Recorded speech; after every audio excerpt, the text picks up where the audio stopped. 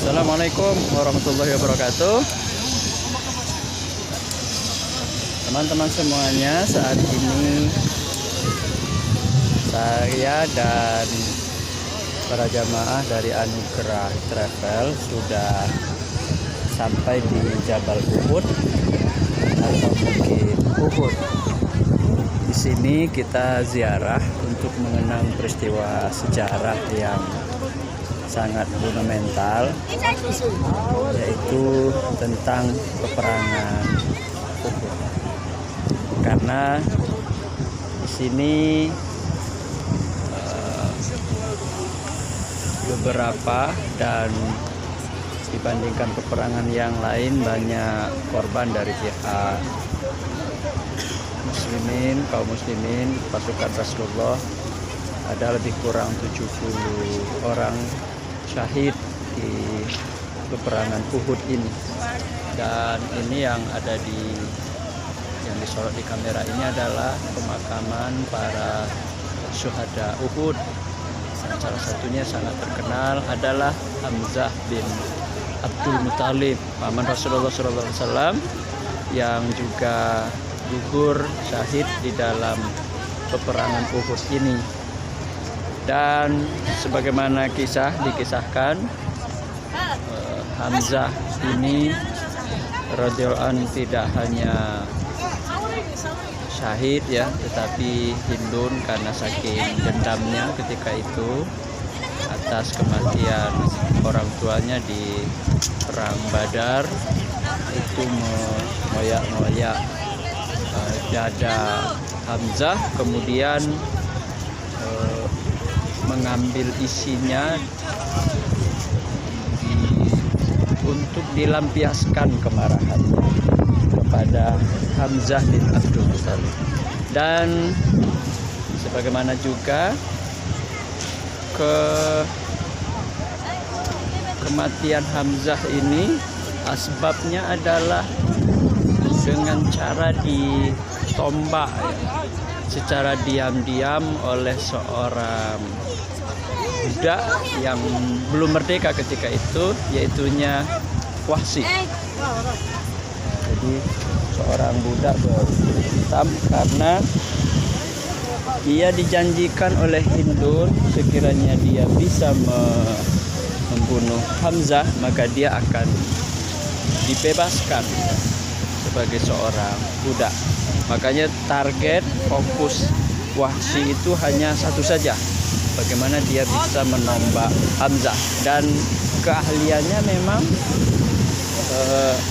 Wahsy ini adalah ahli menombak gitu ya. Jadi melempar tombak itu dari kejauhan dia bisa akurat dan bisa mengenai sasarannya secara tepat.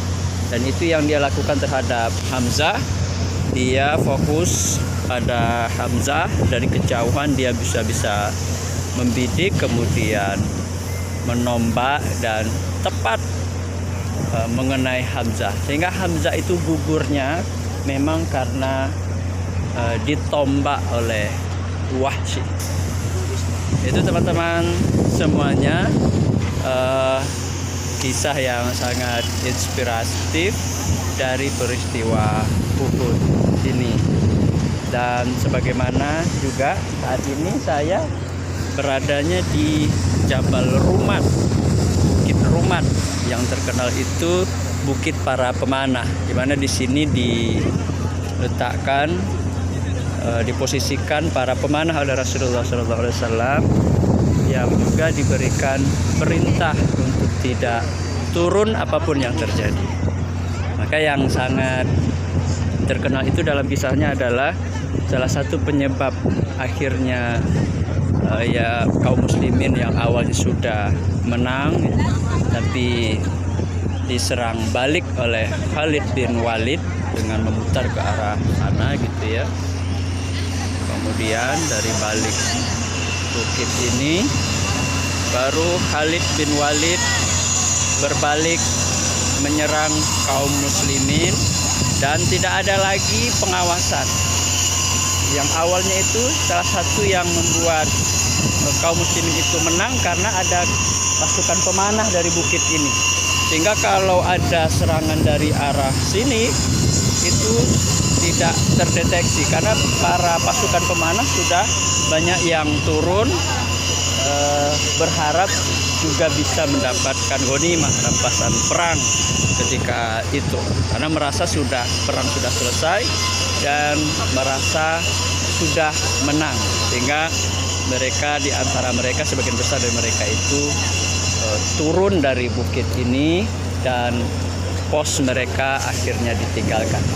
Sehingga dari arah sinilah Khalid bin Walid yang juga waktu itu belum masuk Islam, dan ketika beliau masuk Islam itu semua peperangan itu dimenangkannya. Memang punya strategi perang yang luar biasa, ahli perang dan ahli sebagai seorang panglima perang.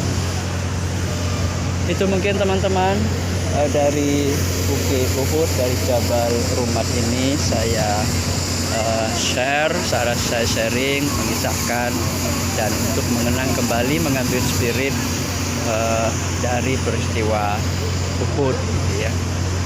Mudah-mudahan ini menginspirasi dan memotivasi kita, terutama adalah bagaimana kita juga terdorong untuk datang ke sini, setidaknya menjemput spirit, menapak tilasi seperti apa dulu perjuangan baginda Rasulullah Shallallahu Alaihi Wasallam.